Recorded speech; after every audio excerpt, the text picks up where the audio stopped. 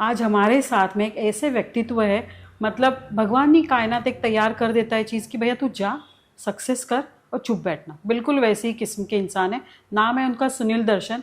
नाम से तो पता चल ही गया होगा आपको कि कितनी सारी सुपर हिट म्यूजिकल फिल्में इन्होंने बनाए और बीच में अचानक गायब हो गए।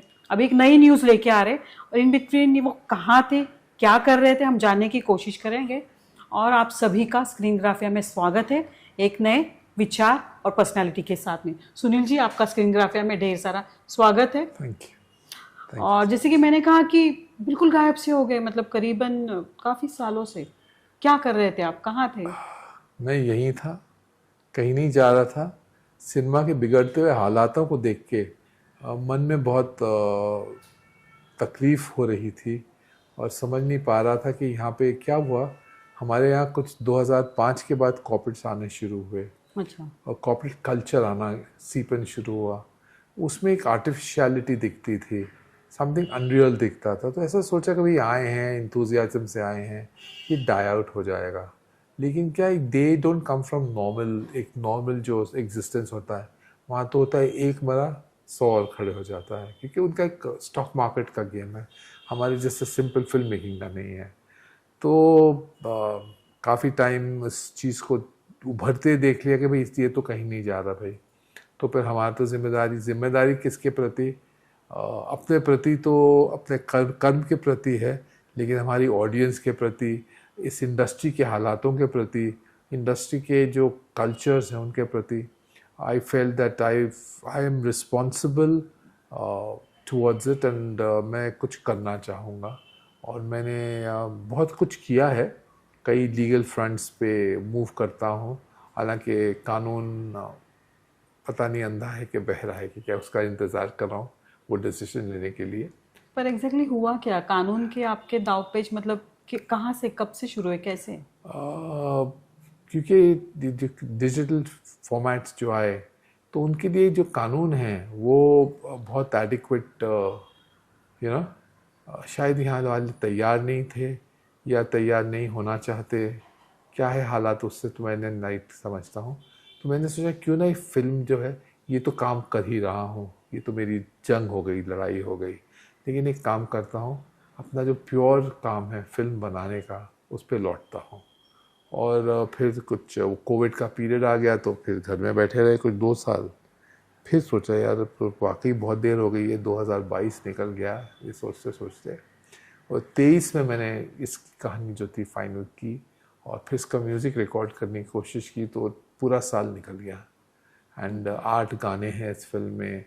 और एक कुछ ब्लेंडिंग होता है ना पुराने और नए के बीच। नया पूरा तो मैं कर नहीं सकता कि मैं उस पर कंफर्म नहीं करता हूँ, और पुराना जो था उसको जाने नहीं देना चाहता कि उस पर कुछ बहुत खूबसूरत चीज़ें हैं जो अगर निकल जाए तो हमारा कल्चर बदल जाता है, हमारा एटीट्यूड बदल जाता है हर चीज़ के लिए।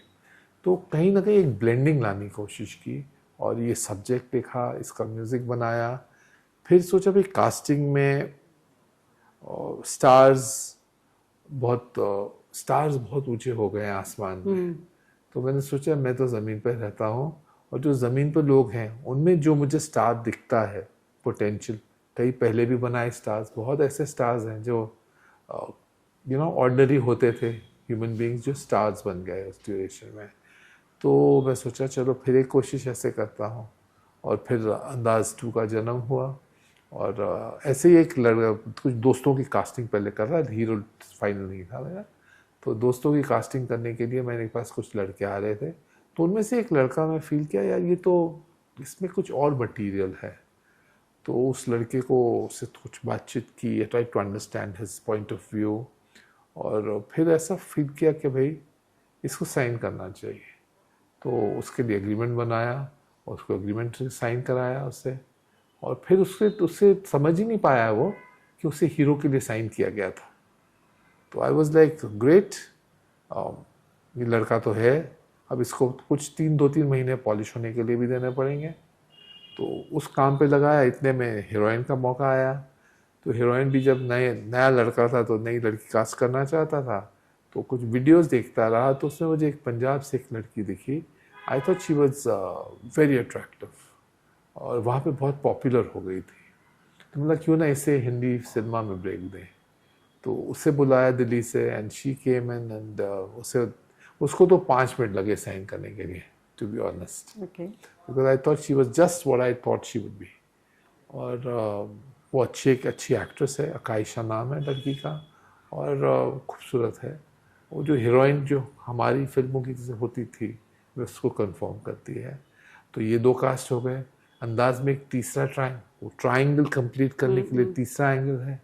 तो तीसरे एंगल के लिए कुछ एस्टैब्लिश हीरोइंस आई मेरे पास, लेकिन मैं फील किया इम्बैलेंस हो जाएगा।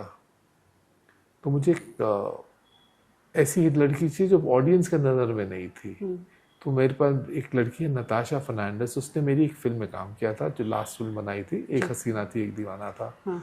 और उसे कुछ 3-1 बिलियन लोगों ने देखा था फिल्म और उसके गाने यूट्यूब वगैरह के ऊपर। तो मैं बोला जिसको लोगों ने देखा है और पसंद किया है तो उसे क्यों नहीं ले लूँ। She was working for I think British council को जो ट्रेनिंग करते हैं लैंग्वेज के इन दिल्ली। तो वहाँ से उसे बुलाया and she came in and ऐसे चलो अंदाज़ी कास्टिंग, प्रीमियम कास्टिंग जो है, प्रिंसिपल जो है वो तो कंप्लीट हो गई। फिर बाकी कैरेक्टर्स कास्ट किए गए, वो भी अधिकतर नए के बराबर ही कास्ट किए हमने। कुछ टीवी के, कुछ दोस्त भी थे पुराने। जैसे हमारे पास डॉली बिंद्रा और क्या जीतू वर्मा वगैरह जो हैं फिल्म के। तो एक असिमुलेट करके उस फिल्म में कुछ 13-14 कैरेक्टर हैं जो आजकल फिल्मों में नहीं होते हैं। और each of them has their own story, जिसका एक स्टार्ट है, एक बॉडी और एक कंक्लूजन है। अच्छा, तो आपके अंदाज 1 की जो स्टोरी खत्म होती वहाँ से इसकी स्टोरी शुरू होगी कि पूरा नया प्लॉट है? कोई रिजेम्बलेंस नहीं है जी। दोनों कहानियों में, तो उनसे कोई लेना देना नहीं है। इसकी खूबसूरती ये है कि एक स्पिरिट है, जो अंदाज का स्पिरिट था, उसी स्पिरिट को लेके हम आगे बढ़े। उसमें भी एक ट्रायंगुलर लव स्टोरी थी जिसमें 2 लड़कियां एक लड़का थे, लेकिन उस लव स्टोरी के पीछे एक सोशल इशू था, एक कॉज था, यू नो। तो इसके लिए भी एक ऐसा एक कॉज पहले जो फिल्म का बनाया गया, वो that was the strength, the backbone of the film. उसके ऊपर ये फिल्म जो ट्रायंगुलर लव स्टोरी उसको खड़ी की गई। अच्छा, आपका 30 साल का करियर रहा फिल्मों का as a writer, director, producer, तो आपको तो कोई भी मिल जाता, तो नए लोगों को क्यों चुना? कहानी डिज़र्व करती थी, हालात डिज़र्व करते थे, और शायद मैं भी डिज़र्व करता था। I need to work with newcomers. क्या है, इतने स्टार्स के साथ काम किया है, कुछ बहुत बहुत अनोखे और बहुत खूबसूरत मेमोरीज़ हैं अमिताभ बच्चन साहब के साथ काम करके, कि उस आदमी ने मेरे ख्याल से after 30 years of his career उन्होंने एक रिश्ता में काम किया था, लेकिन मुझे कभी उन्होंने फील नहीं होने दिया था कि मैं अब मैं अमिताभ बच्चन हूँ। वो तो थे, लेकिन not for a moment did he make me feel that. तो फिर कुछ ऐसे एक्टर्स थे जिनका मैं नाम नहीं लेना चाहूँगा, जो कोई मेजर नहीं रखते, लेकिन इतना इंडस्ट्री में एक अजीब सा माहौल क्रिएट हो गया है उनके कारण। तो आई फेल्ट दैट भाई उनके साथ तो मैं काम कर नहीं सकता। और मेरे लिए I think I am a captain enough to lead the ship. एक होता है ना कि भाई शिप किसके ऊपर बैलेंस किसकी कर सके। तो मैं यही फील करता हूँ कि आई एम रिस्पॉन्सिबल फॉर मेरी फिल्म चले या ना चले, क्योंकि सक्सेस तो कोई भी गारंटी नहीं कर सकता। लेकिन मेरा सक्सेस रेशियो बहुत अच्छा रहा। तो जब सक्सेस रेशियो अच्छा है तो क्यों ना मैं अपने दम पे, अपने कन्विक्शन के साथ चलूं, और उसी कदम पे आज तक चल रहा हूँ। कॉन्फिडेंस लेवल काफ़ी अच्छा है आपका। अच्छा, मैं जानना चाहूँगी कि आप राइटर है, डायरेक्टर है और निर्माता भी है, तीनों अलग अलग कंपार्टमेंट। एक में तो आपको पैसे कितने आ रहे जा रहे देखना है, दूसरे में क्रिएटिविटी देखनी, तीसरे में कैप्टन ऑफ द शिप है।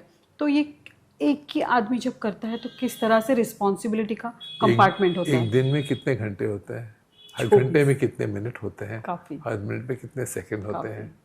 तो इंसान जब डिसाइड कर लेता है, ठान लेता है कि मुझे करना है, तो फिर वो उसके साथ ही चलता है। फिर उसके लिए हर मोमेंट कम होता है। सीरियस नोट पे जानना चाहिए किस तरह से होता था, मतलब एक ही इंसान किस तरह से, how do used to manage it?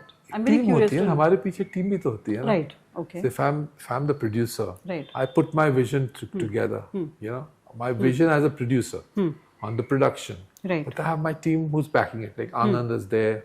My main chief head is Vikas Singh, who's been working with me for over 2 decades.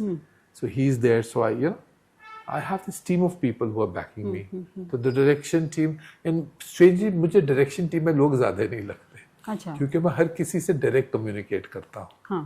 तो भाई you need a technical team which is doing the back end work. But otherwise. If you don't have a lot of baggage on your set, Right. then you don't need too many people. Unnecessary hangers on की जरूरत नहीं. People who are working are needed. I don't want to cut them. But होता है ना एक heroine उसके साथ 1 dozen और फिर एक हीरो आता है जिसके साथ 2 डजन. तो वो मुझे हैंडल करने की आदत नहीं. Okay. अच्छा, आपकी ढेर सारी फिल्मों में अक्षय जी ने काम किया. अक्षय कुमार जब नए थे तो उनको स्टार बनाने में आपकी फिल्मों का काफ़ी हद तक इन्वॉल्वमेंट था. तो how is your relationship now? मेरी उनसे रिलेशनशिप में खराब है तो नहीं कहूँगा, क्योंकि वो 7 फिल्में जो हैं जब तक वो जिंदा हैं तब तो रिलेशनशिप खराब नहीं हो सकता. लेकिन क्या होता है रिलेशनशिप्स में लोग people move ahead. So when people move ahead you have 2 things. Either you fall at their feet and beg them, which I don't need to do. You see, you don't. कभी भी आप सोचो कि अगर आप एक पेरेंट का role play किए हो तो आप झुकने को तैयार हो, गिरने को तैयार नहीं हो. मैं भी ऐसे ही तैयार नहीं था. ओके. कुछ क्लैश हुआ था आपका? I am sorry to ask you. No. Okay. कोई क्लैश नहीं है. एक समय का एक परिवर्तन, बदलाव होता है. कभी होता है बच्चा आपके गोद में बैठता है, उससे पहले आपके कंधे पे बैठता है, फिर कभी उसके आगे बढ़ जाता है, तो फिर आपको फील होता है कि भाई अब यहाँ जो हमारा साथ यहीं तक होना चाहिए. और बहुत खूबसूरत साथ था. 7 साल में 7 फिल्में बनाई मैंने. और भी सुपर हिट सभी. जी हाँ. हालांकि वो तो उन्होंने तो मुझे वादा किया था कि प्लीज आप मेरे साथ काम करो, मैं आपके साथ 100 फिल्में करूँगा.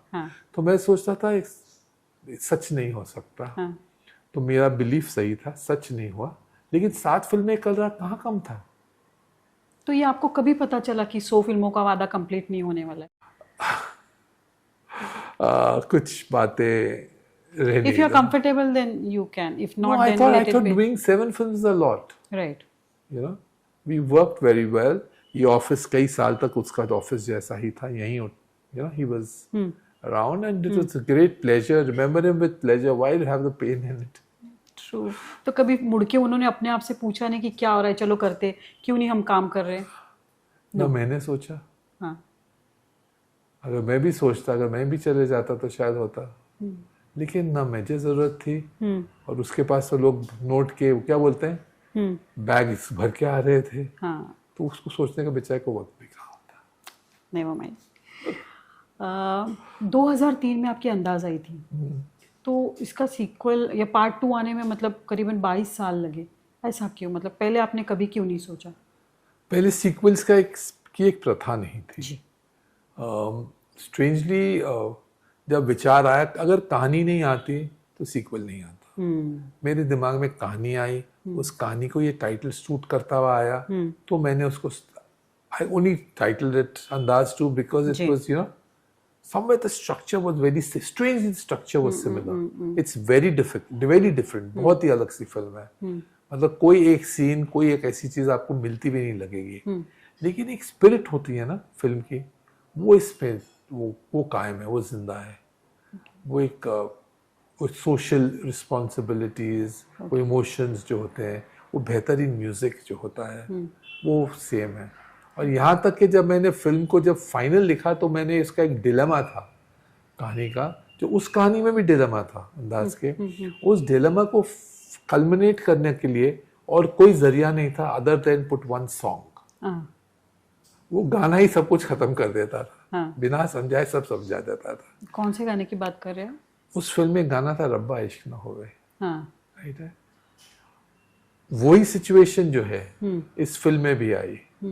इस फिल्म में भी एक पॉइंट आता है जब तीनों कैरेक्टर एक ऐसे पॉइंट पे खड़े हैं and there was no way to have words to so to create that entire atmosphere.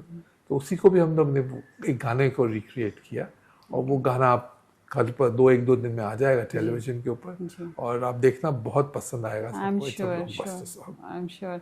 अच्छा, अभी आप अंदाज 2 की बात करें तो डाउन मेमोरी लेन, जब अंदाज 1 की बात आती है, कोई शूटिंग का अच्छा बुरा वाकयात या कोई अच्छी मेमोरीज या कोई कुछ याद आ रहा है आपको? अंदाज की हाँ। अंदाज की क्या मेमोरीज, अंदाज से पीछे बहुत बहुत समय हो गया, तो उनको याद करके कभी मुस्कुराहट भी आती है। प्रियंका चोपड़ा जैसे थी तो सबको ऐसा ख्याल होता था, सेट पे हमारे थे ना, तो सब जितना टीम था, चाहे अक्षय कुमार था, चाहे सब जितने थे, तो सब कहते थे यार अक्षय लारा क्या टीम है, ये प्रियंका ठीक है। हाँ। मुझे ऐसा लगता था कि इसमें जो प्रियंका चोपड़ा जो है ना, ये जबरदस्त है। पता नहीं डार्क क्यों। Horse. Dark horse. Yes, she was. First, she was dark. And the second thing, I wouldn't call her she was a horse or a mare, but she had that dynamism in it. The ability, the power to deliver. She knew her language so well. Hindi, Urdu, अल्फाज, बोलने की अदा, आंखें घुमाना, और एक इतना दिमाग. She's not a normal minded, girl. She's much beyond. तो पार्ट 1 के कोई कलाकार इसमें होंगे? जी नहीं, कोई नहीं, कोई भी नहीं, पूरा फ्रेश टीम ना कोई होगा, ना किसी से रिक्वेस्ट की जाएगी कि इसे सपोर्ट करो या इसके लिए प्रमोट करो। ये इस फिल्म को अपने ही पैरों पे खड़ा होना पड़ेगा, और बाकी हम खड़े हैं ना, मैं और मेरी टीम, बिल्कुल इसको उठा के ले जाने के लिए। अच्छा, जो अंदाज 1 की जो एक्ट्रेस थी लारा, दोनों मिस इंडिया रही, तो उनसे अभी आपका कोई कनेक्शन है? मतलब मैं प्रियंका की शादी पे गया था जी। लारा ने मुझे अपनी शादी पे इनवाइट किया था, लेकिन उस वक्त उसके नहीं, मेरे फादर की तबीयत बहुत खराब थी। Okay. So he passed away shortly after that. हाँ। तो आई थिंक फरवरी एक महीने में उसकी शादी हुई थी, फादर passed away shortly. तो आई couldn't attend it. But otherwise मेरा कोई मन मिटाव नहीं है उनसे। That you just walk away, in your. Lara did Dosti with me after that. जी. Priyanka did Barsat with me जी, after जी, that. जी. So we had a great going. Okay. एक 30 साल में काफ़ी सिनेमा बदला है, मतलब व्यावसायिक गणित बदले हैं, सिनेमा बदला है, कैमरा बदला है, डिस्ट्रीब्यूशन बदला है, टेक्नोलॉजी बदल गई बहुत। How do you look at it? क्या नहीं बदला? कुछ इंसान नहीं बदला है। स्क्रिप्ट नहीं बदला। इंसान तो बदलते हैं दिन रात, ओके। स्क्रिप्ट नहीं बदला। मतलब ये यहाँ आपकी बात करें, जो फिल्म मेकर पैशन है, आप वही हो। वो जज्बा अभी भी वही है। जी। वही सुनील, वही जो पैदा हुआ था एक फिल्म फैमिली में। हाँ। और जब मैं बहुत छोटा था, तो पेरेंट्स भी सिनेमा दिखाते थे। फिर मेरी एक ग्रैंड आंटी थी, वो भी सिनेमा दिखाती थी। नाना से बैठ के बात करता था, वो भी सिनेमा की बात करते थे। दादा से बात करता था, वो भी सिनेमा बात करते थे। सब सिनेमा वाले थे। हाँ।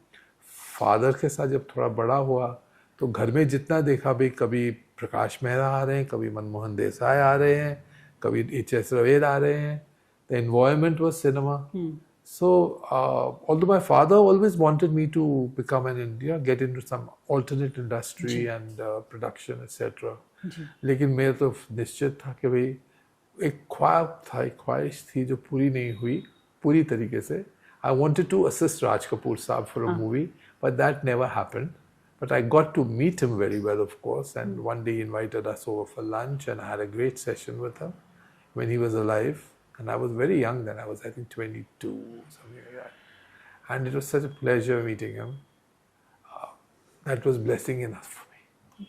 पर अदरवाइज टेक्नोलॉजी जो बदली है, टेक्नोलॉजी डिस्ट्रीब्यूशन चेन बदली, उसके बारे में क्या कहते हैं? आई थिंक हर चीज़ बहुत कार्टलाइज हो गई है। तो रियलिटी ये है कि ये कार्टलाइजेशन किसी भी बिजनेस में अच्छा नहीं होता, चाहे वो हैवी इंडस्ट्री हो, चाहे वो एंटरटेनमेंट इंडस्ट्री हो। इतना कहने के बाद में एकदम चुप्पी और चेहरे पे स्माइल, सब समझ ही गए होंगे इनको क्या कहना है।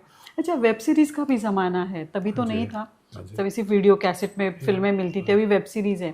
तो being in season film maker, क्या सोचते हैं वेब सीरीज के बारे में? I think it's a great opportunity कि जो चीज़ें सिनेमा में नहीं बोली जा सके, बनाई जा सके।